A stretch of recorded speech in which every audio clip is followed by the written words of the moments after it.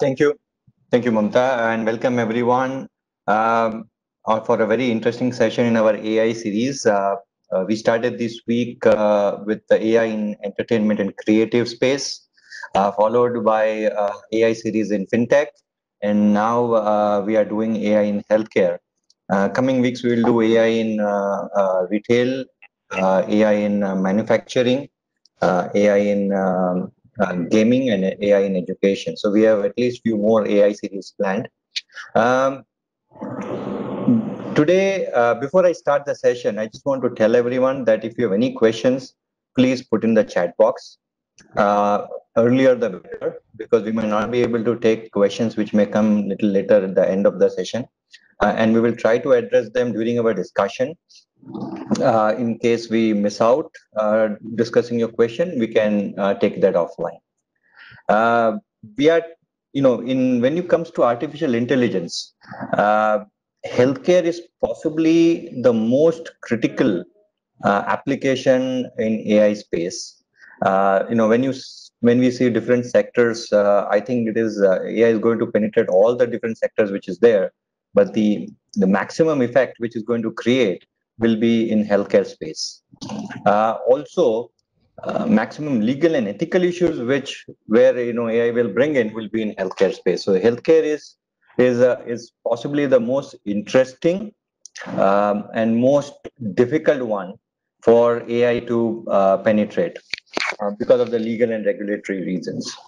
Uh, if you see, from AI perspective, it's already $6.6 billion market in healthcare industry.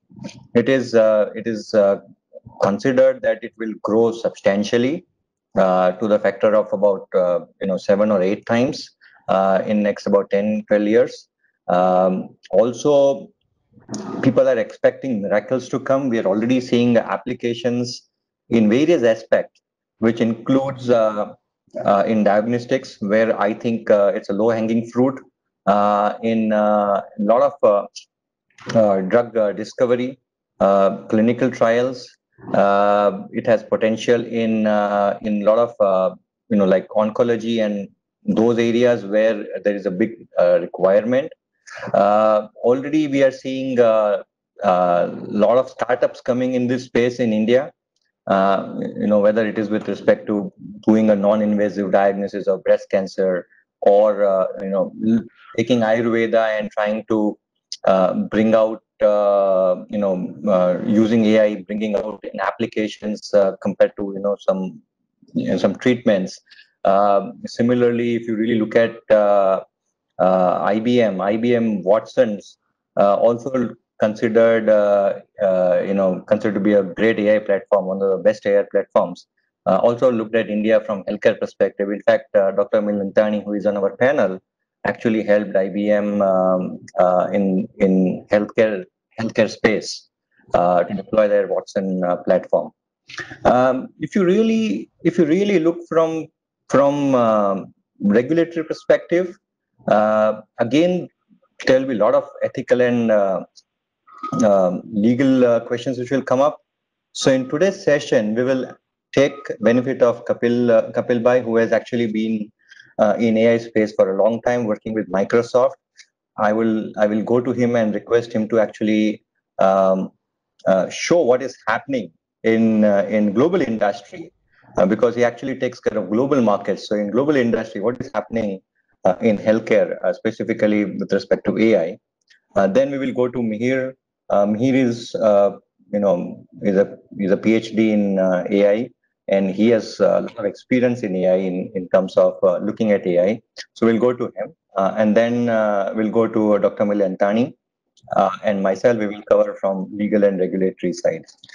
With this, let me go to Kapil Bhai. Kapil Bhai, over to you. We really are looking forward to see applications of AI in healthcare. It's very fascinating, and it's something where we feel that a lot of promises there. It will really help people, going forward. Over to you, Kapil Bhai. Thanks, Vibhav. It's a great opportunity to talk to you all about AI in healthcare. But let's start with something basic. So about 25 years ago, Bill Gates had a vision of creating general purpose AI. He wanted Microsoft Research to build computers that one day could see, hear, talk, and understand human beings. Now, this is what artificial intelligence is. In other words, artificial intelligence enables a computer to perform cognitive tasks that typically require human intelligence. Now, you will also hear a lot about machine learning along with artificial intelligence. So let's make sure that we are clear in terms of what is artificial intelligence and what's machine learning. So machine learning is a subset of artificial intelligence that enables computers or systems or robots to learn and optimize processes or tasks without having to be consistently programmed and reprogrammed. When Microsoft Word introduced a spell check many years ago, it was perhaps the first instance of artificial intelligence that we all came across. It has taken this long for AI to become reality, mainly because it took time for us to develop processors and associated hardware that can process large amounts of data to train machines. Now, artificial intelligence, as Vaibhav said, has become ubiquitous. It is difficult to find any industry or non-profit organizations or governments not capitalizing on the benefits of AI and ML. So before COVID-19, there was a lot of discussion about human productivity versus machine productivity. But with COVID-19, machine productivity is now a necessity, and it will remain an important option going forward. So today, AI is being used in screening of patients, contact tracing, as well as identifying patterns in coronavirus-related research, and helping with diagnostics. So AI will continue to play a key role in healthcare screening moving forward. And as Vaibhav said, healthcare industry is ripe for digital transformation. And in fact, COVID-19 has accelerated it. According to recently published report by CB Insights, the US healthcare industry is about $3 trillion. Unfortunately, I don't have numbers for Indian market. And I'm referring to US market because I have data related to that. So about 35% of this budget, this span, goes towards administrative tasks. And since 1975, if you look at how we have when how this has progressed, so you will find that we have more healthcare administrators than physicians. In fact, every new legislation in healthcare has accelerated the growth in number of healthcare administrators. For example, we saw a spike after HIPAA in 1996, and then in 2009 after HITECH Act was passed. So this is the area that is being targeted by many technology companies with AI to really reduce that administrative cost and improve the performance of our physicians. Now, there are so many different use cases that I've mentioned, but today, because we have limited time, we will take a look at these 5 examples of AI making a difference in healthcare. So this is an example of conversational AI. This is a very simple example of a conversational AI that most of you are familiar with. As you can see, there is interaction happening between a bot and a patient. You have most of you have actually experienced that. You also get live feedback. Now you can do a lot more with this data. We can also do sentiment analysis based on these interactions between patient and the bot. Let's take a look at one more example, which is about delineating tumors. Now, this is a very interesting use case of AI.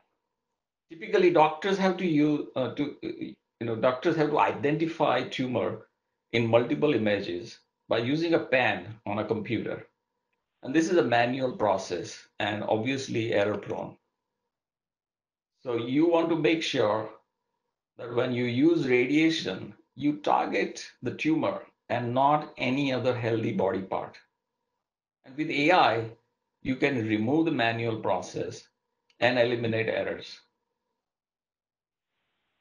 AI can also help doctors effectively segmenting different organs from areas infected by a disease. And all these developments lead us to have a precision surgeries with high success rate. Let's take one more example. So here, we know that doctors spend a large amount of their time in completing paperwork for record keeping as well as for insurance. AI can help relieve them from that task. Here is an example of such a solution developed by Microsoft using their Azure AI transcription service. So let's take a look at this short video.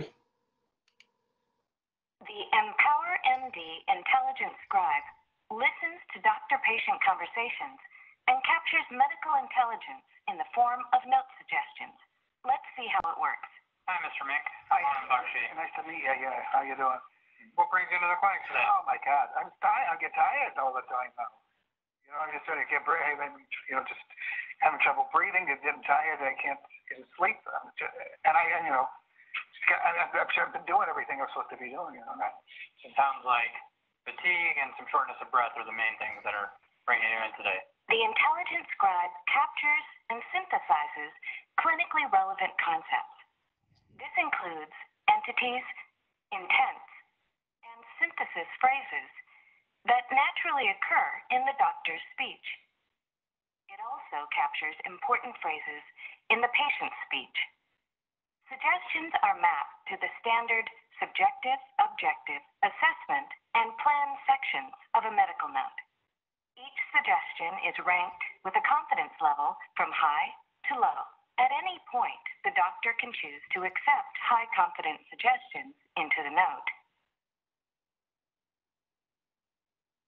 The doctor can map back to the original transcript for more context on the suggestions. The doctor can also remove the suggestion from the note. The system will learn from this. The doctor can add lower confidence items too and edit the note as they please. The doctor is in full control of the note and can add or remove items as they see fit. The Intelligent Scribe learns from all of these choices. Once the doctor is happy with the note, it's ready to be signed. The Empower MD Intelligent Scribe empowers doctors to focus more of their time on patients. This is a foundation for building a learning system that synthesizes medical knowledge at scale.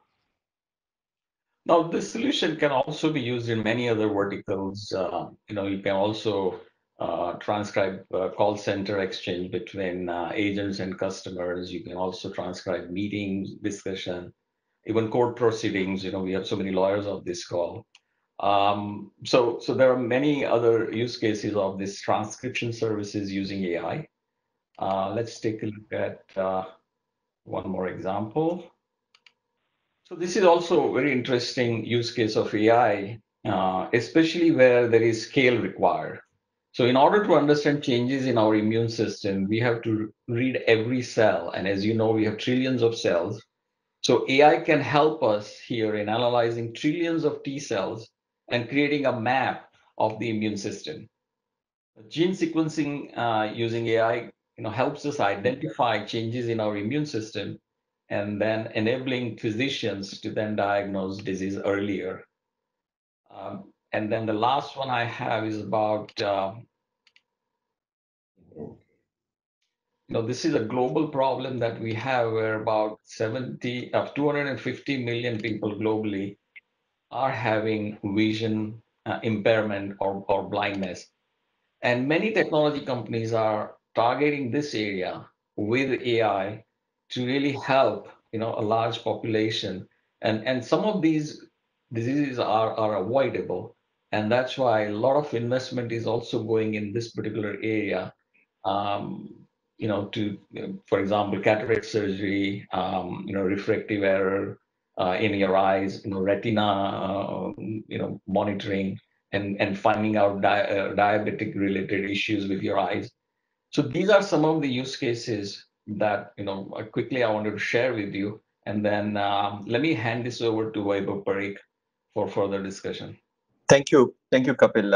I think it has been a fantastic. When you see the use cases, you realize the potential, and you start wondering, when it will become so ubiquitous that it will make everything so easy, and we can take care of the COVID-19 kind of pandemic in future much faster than what we are doing right now. But you made a very interesting point. I was actually speaking to an AI expert, and I was asking him, where do you think the which sector AI will be used most, right? And I was expecting him to say healthcare, and he did say healthcare, but he made very specific comment. He says human body. I asked, why do you think so? He says, look, AI loves data, and the maximum data points today, what we have is human body. Kapil just mentioned about 3 trillion cells, right? You can just imagine the amount of data one human body can generate. And with number of people around here, more than 7 billion people, you can imagine the data generation and the implication of how AI can be used. Whether it is personalized medicine, or you know taking it, sequencing certain things and identifying why things work today. If you really look at it, we don't know much about human body or how human body works. We have much better idea than what we had 100 years ago, but we will have, I'm telling you, we have much less idea than what we will have 100 years later because of these technologies which are coming up. Secondly, if you really look at adjacent technologies also, like 5G and IoT, that is also adding a lot in AI capability when it comes to healthcare. And I would now go to Mihir and have his view on use of AI in healthcare industry, and cover some aspects which are a little bit interesting, at least from my perspective. Mihir, over to you. Vaibhav, this was an amazing presentation. I would have loved to just continue seeing it and learn a lot more from Kapil. AI is a lot of opportunity it gives in healthcare. He talked about a lot of new stuff. I want to kind of give a little shade of light on the boring side of this $3 trillion industry, right? There are 3 points where AI can really help. One is reducing the pain point. If you look at the healthcare industry, there are pain points for. Uh, can you hear me? Okay. Yes. Okay. There are pain points for doctors, nursing staff, hospitals, pain points for pharmaceutical companies, pain points for pharmacies, insurance companies, regulator, and of course, patients. They're all facing huge pain points in this entire $3 trillion industry. So one area where AI can come and help is reducing this pain point. Second part is increasing efficiency or reducing errors. There are huge inefficiency as you have all these entities interacting with each other in order to provide care and making sure the right care is provided at the right time. And in that process, there are huge efficiencies on understanding the needs, efficiency on financing aspects, all of those. And somebody has predicted that if we work on those efficiency, we can reduce as much as 20% of cost in healthcare services. Now think about $3 trillion industry. If we can reduce 20% in inefficiency and the cost, that is a huge benefit. And the third aspect is taking this healthcare to the next level. How can we develop new drugs, new treatments? How can we bring in genetic therapy, microbiome, protein therapy, all of those aspects, which is where huge amount of data will be needed. And Vaibhav said that human body has a maximum number of data points, or at least the data points that we really care about. So all those data points make us different from other individuals. Each individual is different. So how can we bring individual treatment as opposed to mass treatment in healthcare? So let's look at some of those parts. One is, first of all, access to healthcare. You have billions of people who don't have access to even basic healthcare. Right? They live in rural areas, they live in underdeveloped areas. How can we bring healthcare to them? Of course, we can't create as many doctors and nurses and hospitals like that, but at least we can have some kind of app-based or the mobile device-based AI doctor, right? Which people can download, and basic aspects of some advisory it can provide to them. Another bringing access to healthcare is there are a lot of people getting access, healthcare or care services at home. How can we support this at-home care service provider? Again, I'm saying here, seems very mundane and very boring, but millions and millions of people are getting at-home care. How can we support those care providers who don't have background in healthcare? How can we predict the healthcare needs? Even if we can predict few minutes in advance, a lot of lives can be saved. A lot of cost can also be saved.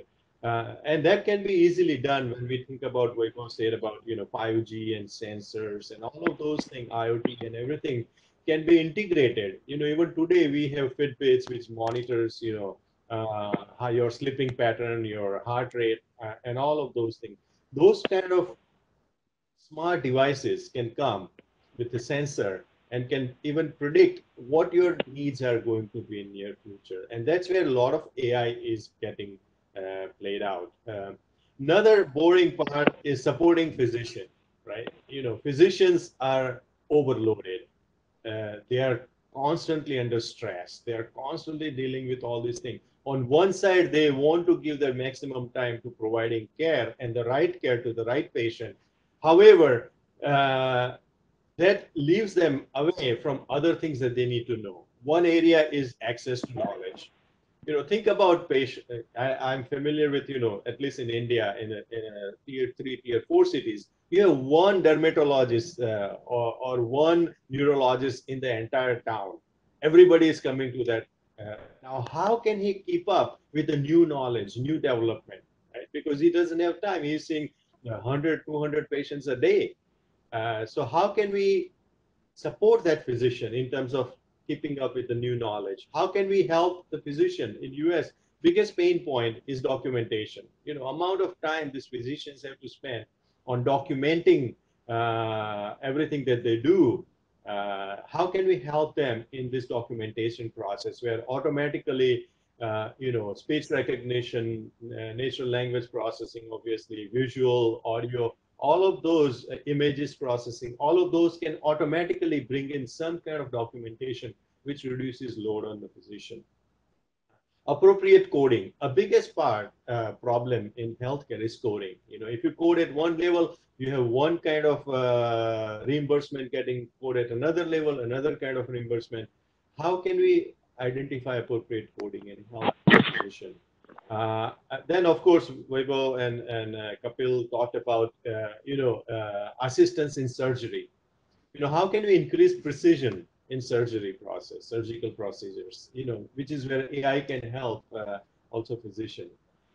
Another area that we can look into is supporting the care providers. Yes, physicians are very important, but the care providers like nursing staff or the assisted living staff, they also need high quality advisory. They also need to predict the changes in condition that is going to happen.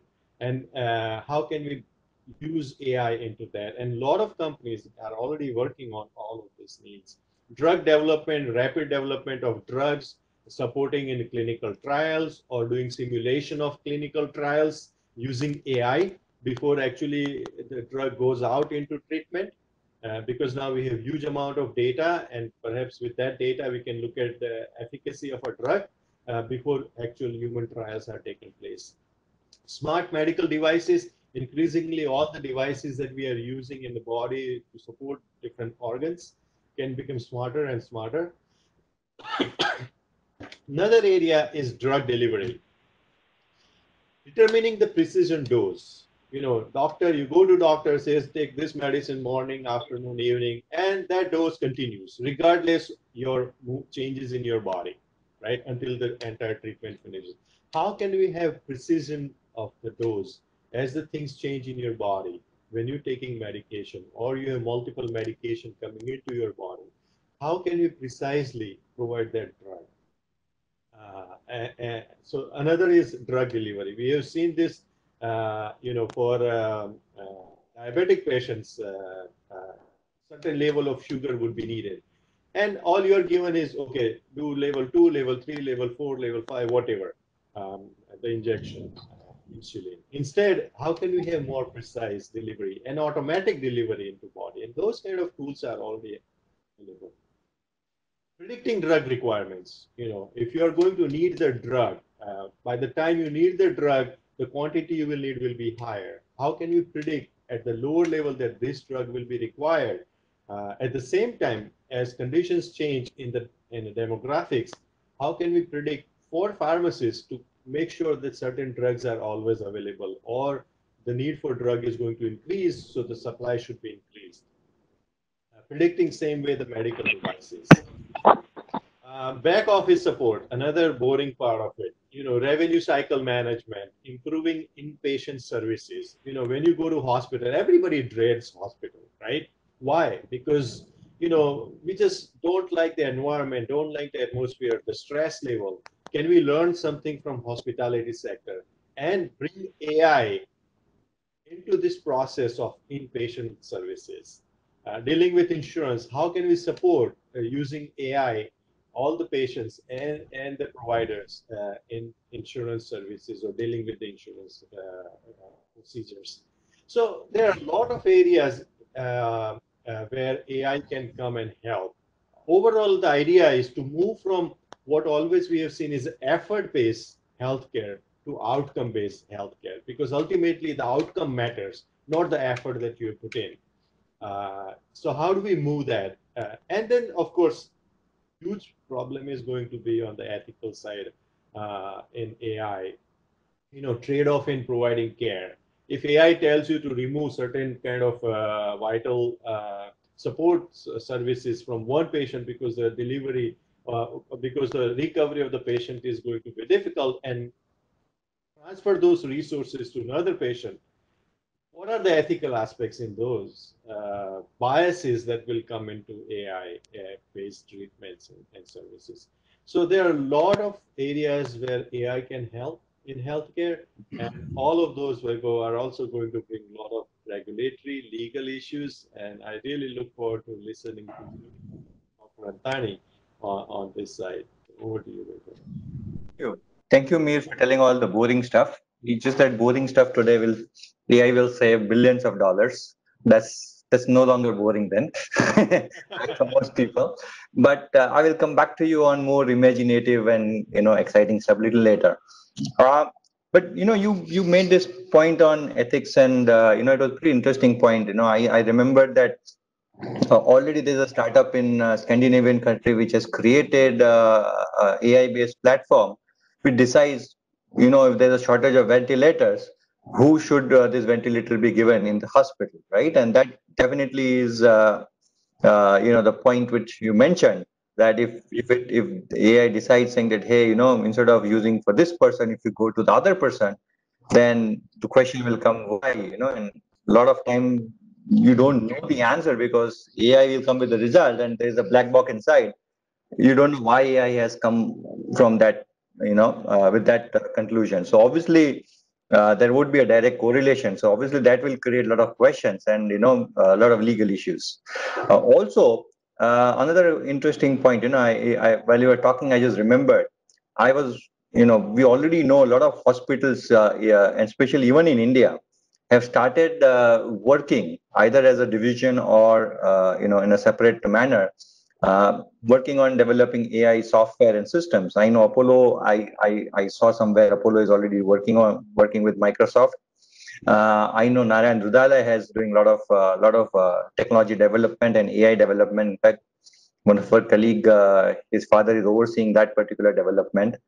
I was once speaking with a very renowned heart surgeon, and on this particular aspect, and he was telling me that, look, there is so much data which is available. If we can tap it rightly, you can predict heart attacks, much in advance, right? Days in advance, if not hours, or at least hours in advance, right? All this heart failure, heart attack deaths, you can prevent it.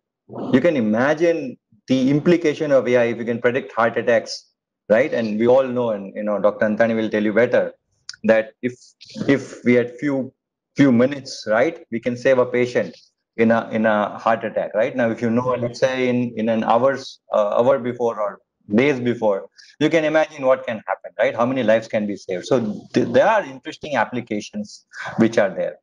And also, I think, Mihir, you mentioned very interesting point, right? There are very less number of doctors, right, compared to the number of patients, especially in rural areas where doctors may not be willing to go, right? And hence, you have things like telemedicine, where someone who is in urban area, doctor can actually visit virtually, especially after the COVID times, right? Believe that it's a lockdown, and treat people in remotely. There are remote operations which may be possible. And also, if you replace a doctor with an AI system, right? So, you don't require a doctor anymore. Support doctor. That's what it will start with. I think it will start with supporting. But, if you replace a doctor with an AI system, it's something we can imagine. Technology has always been ahead of what we can think, right? I would want to go to doc and say, legally, do you think it is possible for AI to be AI doctor, which replaces human doctor? I know in near future it will be more supporting and not replacing. But is this possible? Is it possible for them to do remote, remote advice? What are the issues you see in this particular aspect? There are a lot of legal and ethical issues, including with respect to data and stuff like that. Why don't you identify some of the issues and see what is happening? I would want to know. Thank you, Vaibhav. And before I move on to actually the legal issue, there is one word which every doctor writes daily, maybe in the morning or in the afternoon, especially in India, and that is called city all. City all is nothing but continue all, because we hate writing more. So we just write city all, and the nursing staff understands what was given yesterday needs to be continued. So I think Kapil, Mihir, and you have covered almost everything. So I'm not going to touch upon the applications and other things, but just touch upon what are the issues that can happen. And Mihir, it's not boring. For information, it's not boring. It's not boring. If it was boring, you would not have been alive, or you would not have been born actually. But coming back, I think, and another interesting thing, Vaibhav asked me that, do you see a doctor and artificial intelligence coming, or maybe artificial doctor, if you can call it, and it's likely to happen. I just realized three windows in front of me are engineers. Vaibhav, Kapil, and Mihir. All are engineers, and there is one doctor sitting in front of you, not because he's a doctor, but because he's a lawyer. So I definitely expect that situation to come, but how exactly it will come? Because, and Mihir touched upon very important points. Uh, uh, Huge differentiation AI is going to make. And while going through Kapil's presentation, I had a huge conflict in my mind. And that conflict was between the surgeon in me and the lawyer in me. Surgeon was getting excited and lawyer was pulling me back. Okay, this is exciting, but can this happen? If this happens, what will happen? In doing that, I was searching for fingers of a doctor and the stethoscope of a doctor. Would they become redundant? Maybe yes. If not now, in near future, for sure. But when you think of applying artificial intelligence in healthcare, and I see a time will come soon that we will not talk AI in healthcare. We are going to start talking AI and healthcare. That is where I think the AI is going to go to touch upon healthcare. But when AI is applied into so many areas and giving excellent positive outcomes, I want Before discussing certain issues which could be regulatory, legal, or data or other things, what will happen? As I mean, can AI become a stethoscope or a finger of a doctor? You know, uh, at least I'm talking from Indian point of view. The clinical acumen is paramount for any doctor to treat any patient. That is paramount. Others will keep on coming. So I see at least if it goes to 40, 60% AI comes and 40% clinical acumen there is, it's going to be helpful. But if AI is going to become 90 and fingers and clinical acumen is going to become 10%, I'm expecting some huge challenges in future in this situation. Then we talked about robotics. We talked about surgical precision skills, diagnostic. Kapil gave an excellent example of COVID given, perfect, playing huge role. But there is a possibility of error happening. Doctor may commit error either because of his error of judgment or his error of judgment because of the inputs he receives from AI technology. Patient knows only doctor. Can patient sue AI? As of now, as from India point of view, no. There is a robotic surgery happening. Something goes wrong. Maybe there was a error in some algorithm, or something goes wrong, and instead of one nerve cuts two nerves. Would robot be sued for malpractice? Whether robot is a human from legal point of view or AI is a human is also a question mark. And last, in fact, there are another incident that has recently happened in India. I don't remember where, but there was a patient of oncology, a patient undergoing cancer therapy, and was having bleeding disorder also. And from the data, AI recommended antiplatelet, which is a blood thinning drug, because it falls. It was a typical case, but patient had additional feature which was captured by AI, and patient died because of excessive bleeding. So who sue? That the patient will relatively sue who? The AI or the doctor? Doctor is going to be. That is where I think the medical fraternity today, at least India, is slightly wary on accepting this beautiful science fully. In fact, would a situation happen if AI is going to dominate the human body? Will organ be hacked? And Vaibhav rightly mentioned, Kapil mentioned that our body is all data, data, data, and my heart can be hacked if AI takes over. If that anything can be hacked today, so why not any organ in the body? That is going to pose lot of issues, and that is where I think the challenge is going to be. Now, broadly speaking, the biggest legal challenge is ethics is always there. Whenever there is ethics, healthcare we talk, ethics is going to play a role because ethics is heart and legal is head. And where there is a balance, decide whether you are going ethical or you are going legal. But on purely on legal sides, I see three, four major issues. I won't call it the issues, but we have to think of such concerns and issues that can happen because of application of AI in healthcare. One is, of course, on the regulatory side, whether this particular product or whatever is used is regulated or not. I will touch upon that later. Second is liability. I just mentioned something goes wrong, the error happens. Who will be held liable? Third, of course, is on data. Data privacy is a huge problem. AI is only absolutely data. India does have some kind of data privacy law, but foreign countries have very stringent data privacy laws. How it will be taken care of? IP issues on patent and copyright also going to be very important points. So let me come back to Indian point of view. Now, India has a very interesting medical device rules. And recently, in the month of February, they came out with a new notification. And medical, just for information of Kapil and others, that medical device sector in India was unregulated to poorly regulated to badly regulated to extremely regulated. This is the path of regulation of medical device. And this February notification which happened, which has made all medical devices drug from 1st April 2020. So BP instrument is a drug. Thermometer is a drug. The ventilator is a drug. personal protection equipment, PPE, everybody's talking, is a drug.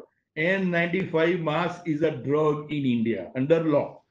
Of course, there are exceptions because of COVID, but the challenge is they expanded the definition of medical device in India, and which is a catch-all definition, which broadly says that anything that diagnose, treats, cures, mitigates, and helps patient from any ailment and man from any ailment. It's a catch-all. Everything would be covered, and that is where they added one thing, which possibly I understand, and I've been talking to Vaibhav and you often, that embedded software in a device would be a drug in India, would be a regulated medical device in India. It has gone through entire chain, whether it is import license to clinical trials, it is a new device coming to India for the first time. All those armamentarium regulations would be there. So this is one thing we have to keep in mind, and the players who are into this, that if it becomes an embedded software in some hardware, is going to become a medical device which is regulated in India. Second issue I see is the liability. I quickly discuss that today doctors all over the world, from liability point of view, are covered under deficiency of service. Some kind of medical negligence happening. And in India, there are civil as well as criminal consequences. There is a tort of some kind of error happening.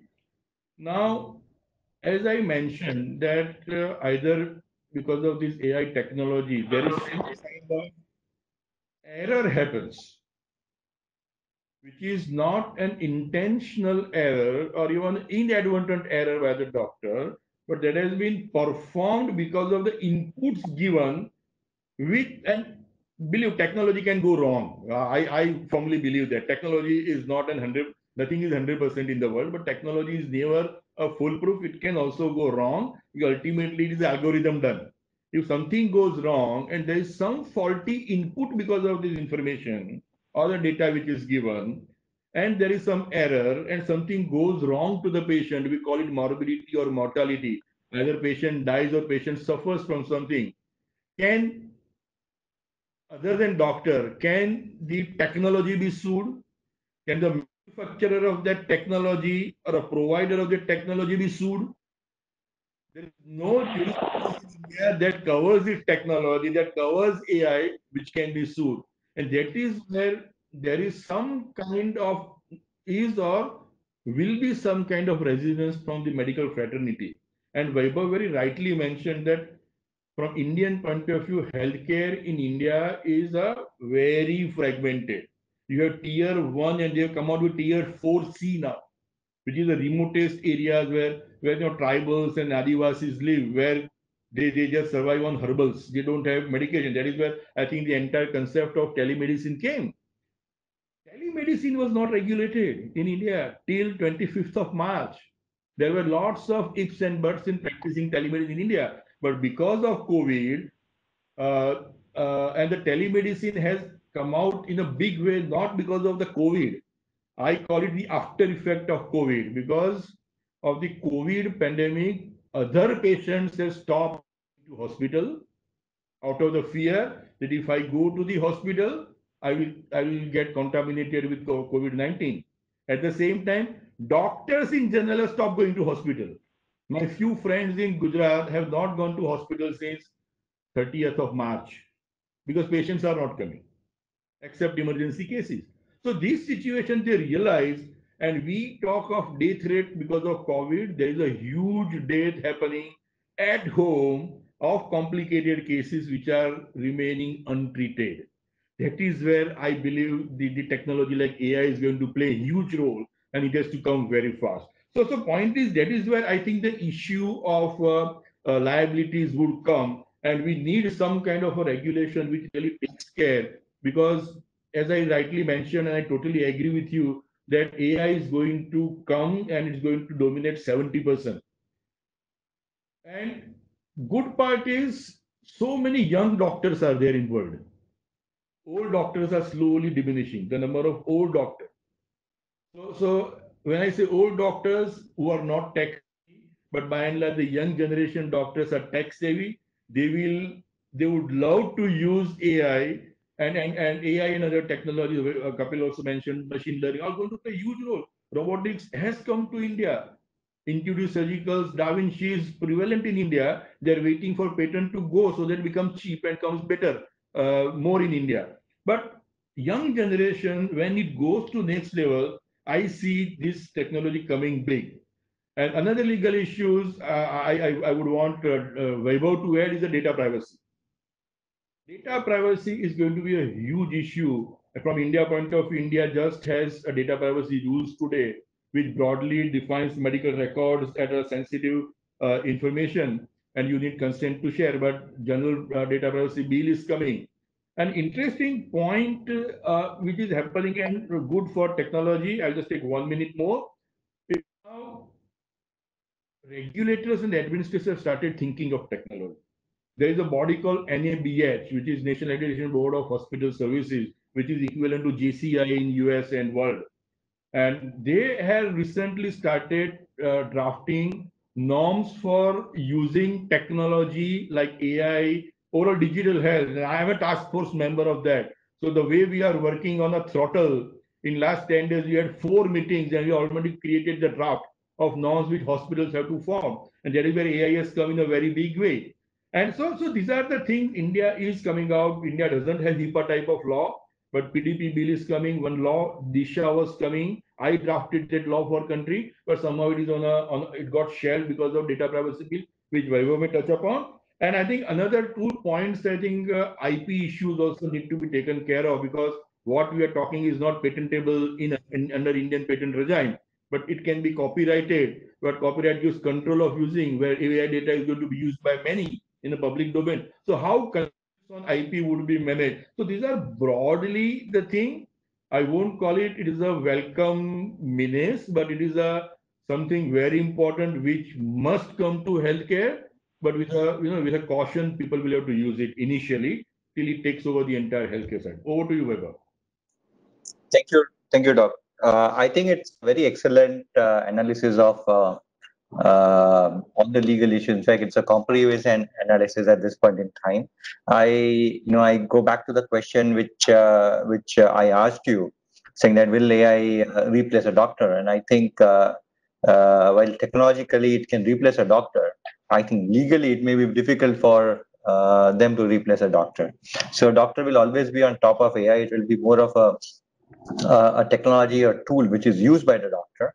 And ultimately, as I was talking, that AI is a black box concept, right? AI doesn't work based on what you expect it to work. They basically find patterns in data, right? So the result is something which may be a surprise for everyone, including doctor. But then it will really depend on doctor to interpret that particular result which AI throws up, and take a decision that is this something which he wants to implement, or is it something which you don't want to implement? Because if tomorrow something goes wrong, he knows that it is his neck on line, right? It is his liability. On the other hand, if there was AI and there was no doctor, and if AI suggested something, you can't even go after the AI developer, because AI developer has just written an algorithm, right? You can't go after data provider because data provider has just provided the data.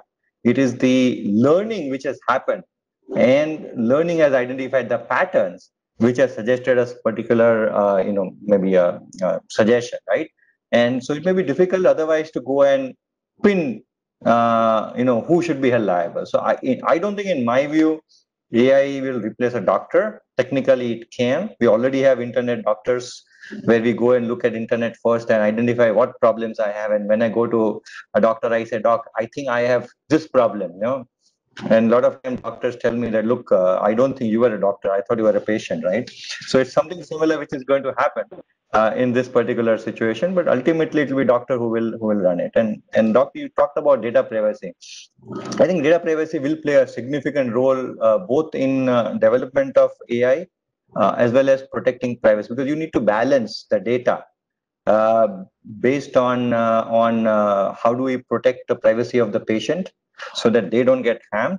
But on the same side, how do I use that data to develop specific things for patients, right, in development. You also see that lot of data which you require will be in anonymized form, so which kind of takes care of the privacy, but not all data will be required will be on anonymized form. And often you would want to, for example, you want to give a personalized medicine, then you will need to know that person's details so that you can give them medicine, right? And that person will need to say yes. But a lot of time people are in such a situation that they don't have choice, and whether if they've done without choice, will that be considered to be a consent? So all those questions will come up when it comes to privacy and data protection. Another interesting aspect is that Indian government is also looking at anonymized data and in terms of regulating anonymized data. One of the things they're looking at it, so we will see how that comes up, but that will be other thing to be kept in mind. The last point is that as of today, healthcare data has not been considered to be critical data, and but if it is considered to be a critical data, which we expect it, they will be considered to be critical data, and we expect the new PDB bill have a data localization requirement for critical data. If that comes up, which we believe it is likely to come up, then the implication will be that the data will need to be stored only in India. Now, when that happens, that will create very interesting issues when you are looking at,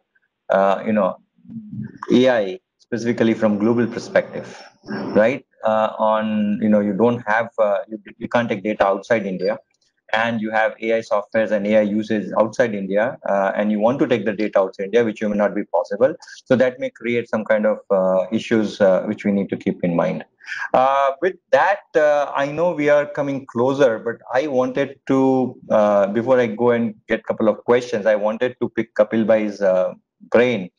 Kapil or Mihir, if you can just spend 1 minute, right, on what is the future? Where do if you fast forward 10 years and assume that we have now 5G, we have IoT, and we have a lot of other technologies which are promising technologies, which means we have a lot of growth on data. Where do you see, if you gaze a crystal ball, where do you see, this AI in healthcare be? Kapil Bhai? So but before I go there, let me just address a couple of points that have been raised by Milind and others. AI is not a black box. We used to think that way, but now many Western governments, especially Canada, was the first one to start mandating explainability feature in any AI deployment in government systems. So explainability is something that every software vendor is now required to provide if they want to sell their software, AI-based software, to Canadian government. Now, what it does is it basically tells you how AI arrived at a certain decision. So if there is a mistake made, you can go back and you have an audit trail, and that actually provides you some evidence. Now, because we have all the lawyers here, so I just wanted to make sure that there is this technical feature that's available along with with AI, and many governments are now mandating that. The second thing is it's very important that the data is the right one. There is no bias in the data, and that's why responsible AI is something that Microsoft and many other companies are emphasizing on. At the same time, you may have the right data, you may have the right model, but as Milind mentioned, what about hacking? So if the data that is used for training gets hacked, and that is called adversarial AI. So that is another emerging field in this particular area where a lot of investment is going in, especially from venture capitalists. So that is also to avoid your data being hacked, not just the patient data or client data, but it's the data that is used for training models. So even there, you need to make sure that you are protecting that data, and there is this adversarial AI solution that is put in place. I think we have just run out of time, Weibo. Sorry about that. Yeah, no, I think you made two very interesting points, and thank you for that. I kind of agree that that's a trend which is happening on explainability. But at least when I speak with my friends, I still believe that results what AI may come up may still be not explained, though you can explain how it came up with the results. So anyways, it may be a gray box instead of a black box, and lawyers we are used to gray areas of law, right? Interpret gray areas of law. So it's an interesting point which you made. With that, I think I know we have just a Just minute one left. 30-second, if you don't mind. Sure. See, one area that we have not touched is the psychosomatic effect in the healthcare.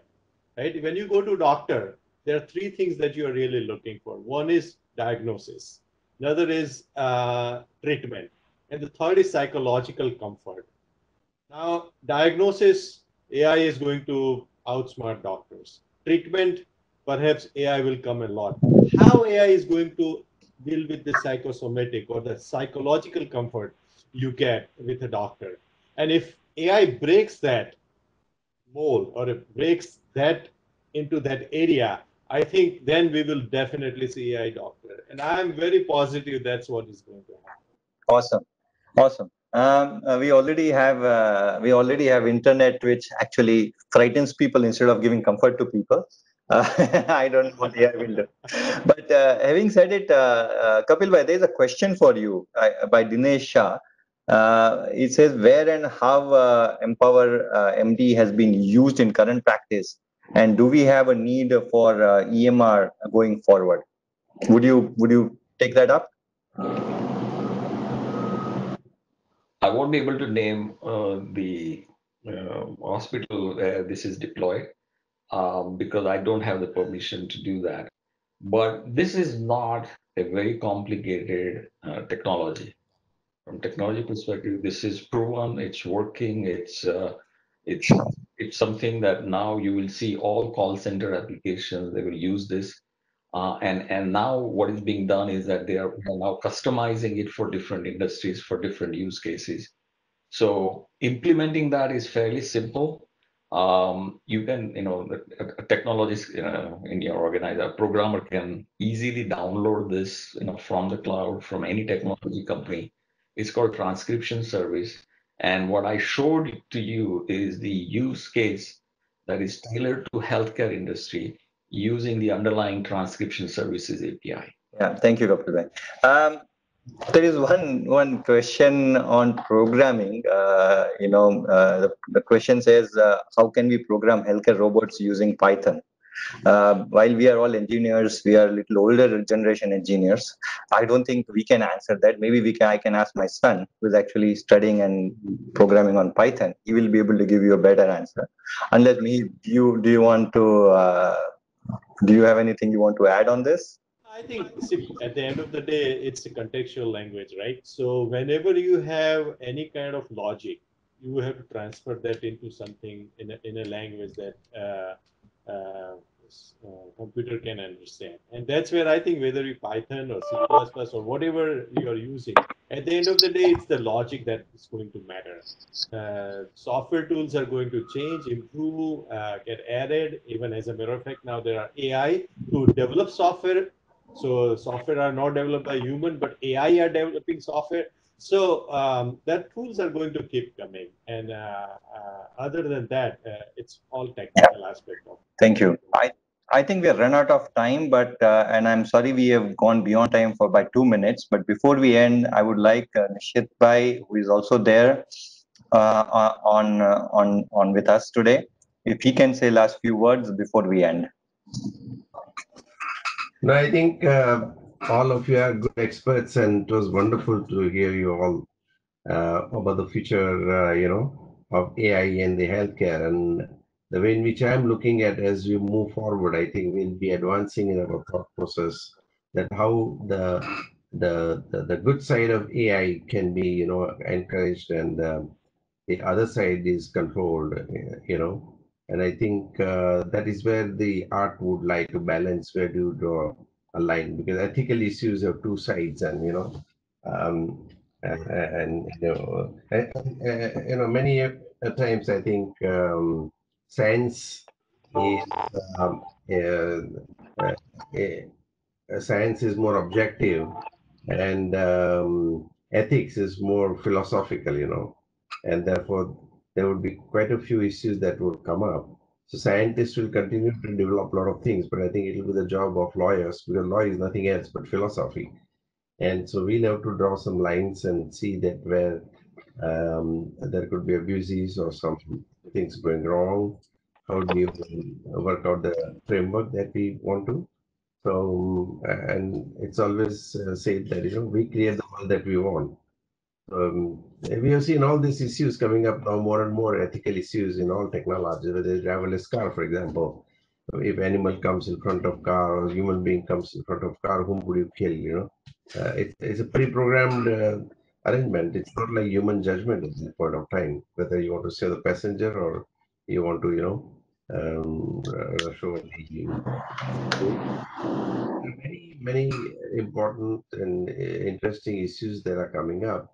But I am, as usual, always optimistic that we'll see the more benefits of the new technologies that are coming out. It's up for us to see, because how they see that they grow in a healthier manner. I think in last some years we have become more conscious of issues that we were never aware of. Like if you ask me about 15 years ago, if you ask anybody about privacy, they wouldn't have any idea. Nobody would go and give a damn to that. Last 2 3 years, I think whole society has woken up to the privacy issues, and so many mature thinking thinkers are coming out, and I'm sure we'll build a robust environment for growth of AI, and particularly in the healthcare, it can bring huge benefits to the mankind, and I think it's also to some extent responsibilities on all of us. So with those words, I would really first of all thank Kapil Bhai for making special guest appearance today. And Vaibhav, always great to listen to your moderation, and Mihir and Milind, that you know your subject so well, that we can't have any question. At least I could not be able to question you much, and I'm sorry we couldn't take everybody's questions today, but hopefully, we'll be able to respond to them, individually.